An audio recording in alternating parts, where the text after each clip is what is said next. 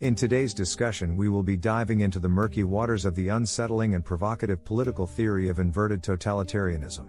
Coined by political philosopher Sheldon Wolin in the early 2000s, it paints a chilling picture of a society where the trappings of democracy remain, but true power resides not in a monolithic state, but in the insidious control exerted by corporate and economic forces in conjunction with a culture of apathy. Unlike the overt oppression of classical totalitarian regimes, inverted totalitarianism operates through subtle means.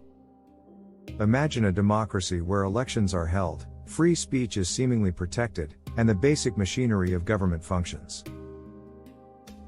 Yet, beneath this friendly facade, a different story unfolds. Corporations wield immense influence, shaping policy through lobbying, manipulating public opinion through media control, and even dictating the terms of everyday life through pervasive consumerism. This political concept is often called different names depending on one's political orientation. Those on the right refer to it as the deep state or shadow government, while those on the left might call it late-stage capitalism or corporatism. Some on both sides call it the military-industrial complex. But, I think the brand name used matters a lot less than the characteristics such a system displays, so I don't want to get hung up on what different factions call it. We will begin with how an inverted totalitarian regime deals with dissent, perhaps its most obvious trait and a precursor to the growing menace. Unlike the brutal regimes of the past and present, inverted totalitarianism doesn't necessarily crush dissent through brute force, at least in most cases, although there have been exceptions. And, even classic totalitarian regimes, such as China, have found these methods cost-effective in managing their population. Instead of crude brutality, those in power leverage powerful forces like economic interests, consumerism, media manipulation and social media to control and pacify the populace. Information becomes entertainment, packaged neatly into news cycles and talk shows, designed specifically to cater to their target demographic. The idea is to drown out any dissent through the cacophony of consumerism and celebrity gossip. Should someone or a group rise above this cacophony, on either the traditional right or left, there are several ways to deal with them. One of the most effective methods has been discrediting and marginalizing. They may be subjected to smear campaigns, biased reporting, and deliberate misrepresentation of their views. This aims to paint dissenters as unreliable, dishonest, radical, or even criminally dangerous, undermining their credibility and public trust. Social media manipulation using trolls and bots can be deployed to manipulate online discourse, flooding platforms with negative comments and misinformation. This aims to create a confusing and hostile environment that has the effect of discouraging engagement with the individual's ideas out of fear, both economic and legal.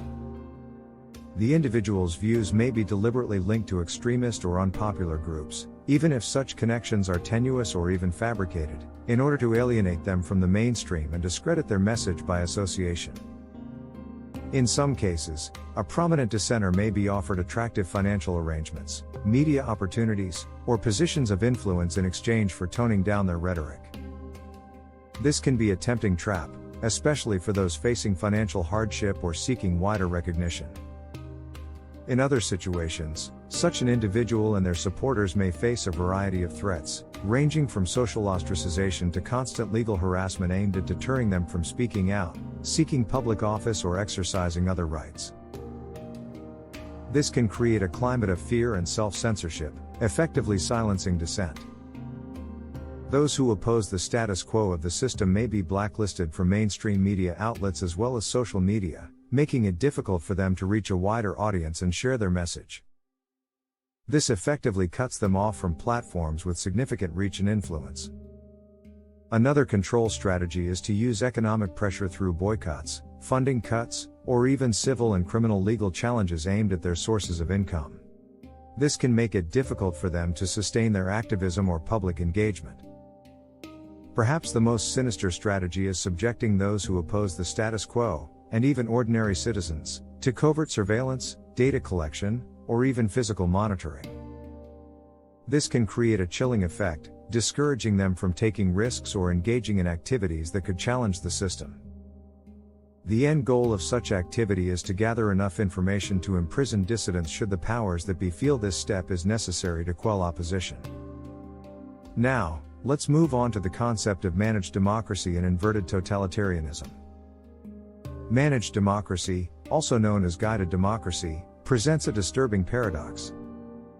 It is a system that outwardly resembles a democracy, holding elections and upholding basic democratic principles, at least on the surface. But, where the true power lies is not with the people, but with a powerful elite, consisting of corporations and political insiders. It's a system where the illusion of choice hides a carefully controlled reality.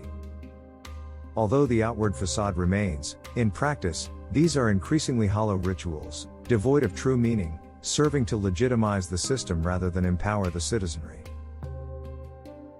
Actual policy decisions are made behind closed doors, catering to powerful interests rather than the public good. Citizens, disaffected by the perceived futility of political engagement, become apathetic and withdraw from public life. This creates a vicious cycle, further solidifying the power of the elite. Inverted totalitarianism thrives on an apathetic populace disengaged from the political sphere. This demotivation stems from a sense of powerlessness, fostered by the sheer scale and complexity of the system. Citizens, convinced their actions cannot affect change, retreat into private lives, leaving the public sphere to self-interested elites. To achieve this level of managed democracy, inverted totalitarianism uses spectacle and consumerism as a potent two-pronged attack on critical thought and dissent. They work together to create a state of distraction, material satisfaction, and conformity, effectively obscuring the true power dynamics and preventing meaningful resistance. Through constant bombardment of flashy images, celebrity gossip, and manufactured controversies on TV and social media, the regime diverts attention away from genuine issues like political corruption, economic inequality, and environmental degradation. The public gets hooked on the superficial, leaving little room for deeper analysis or questioning. Media narratives are carefully crafted to promote specific agendas and values that align with the interests of the elite. Sensationalized news, biased reporting, and fabricated stories shape public opinion in favor of the status quo, making dissent appear unpopular or irrelevant. Spectacle often relies on various demographically targeted techniques to foster a sense of shared identity within that group. This can be particularly effective in suppressing dissent, as individuals may fear being excluded if they challenge the dominant narrative. It can also be useful in creating distracting and superficial divisions within a society, thus preventing the formation of oppositional alliances between groups. Consumerism, the constant pressure to consume and acquire new goods and services, provides an outlet for frustration and discontent. People become preoccupied with achieving a certain lifestyle, getting the newest smartphone and so forth, leading to a decline in political engagement and activism. Consumerism also promises happiness and fulfillment through material possessions and experiences, but this satisfaction is ultimately fleeting and hollow. This cycle of desire and disillusionment keeps people trapped in a system that ultimately serves the interests of corporations and the elite. The combined effect of spectacle and consumerism is a deeply insidious one. It keeps people entertained, distracted and satisfied enough to not question the powers that be. It creates a comfortable illusion of freedom and choice while subtly manipulating and controlling behavior. Beyond spectacle and consumerism, an inverted totalitarian regime will use fear and division to maintain control and suppress dissent. These tactics operate by playing on people's base emotions and instincts, thus creating an environment where questioning the status quo feels risky and isolating. One fear used to control the population is economic insecurity. Job losses, economic instability, and precarious living conditions create a constant state of anxiety and dependence on the system. This makes people less likely to rock the boat or challenge the powers that control their economic well-being. We also see the pervasive use of surveillance technologies, data collection, and social media monitoring. This discourages dissent and free expression for fear of repercussions. With the increasing use of artificial intelligence algorithms to assist this process, we can only expect this to become worse. Then there are manufactured threats. External enemies, Fabricated dangers and exaggerated risks are strategically deployed to keep the population in a state of fear and dependence on the state for protection. This can be used to justify increased security measures, crackdowns on civil liberties, and limitations on freedoms. I wonder where we have seen this recently. Division using identity politics to exploit differences based on race, religion, ethnicity, or social class is a classic tactic used to pit people against each other and prevent them from forming a united front against the regime. This can be achieved through biased media coverage, discriminatory policies, militarized policing, and targeted propaganda. Such divisions based on false dichotomies can be used to create a sense of us versus them by framing complex issues as simple binary choices. This has the effect of oversimplifying complex issues and discourages nuanced discussion or alternative solutions. It also leads to scapegoating and othering. By identifying and blaming specific groups as the source of all problems and social ills, diverts attention away from the true power structures and fosters distrust and animosity between different segments of society. The combination of fear and division creates a perfect storm for control. People become preoccupied with their own anxieties and the perceived threats from others, leaving little room for critical thinking or collective action. This effectively weakens resistance and allows the regime to maintain its power unchallenged. Yes, there are criticisms of the concept of inverted totalitarianism. Let's consider what they're saying and I'll share my thoughts on them.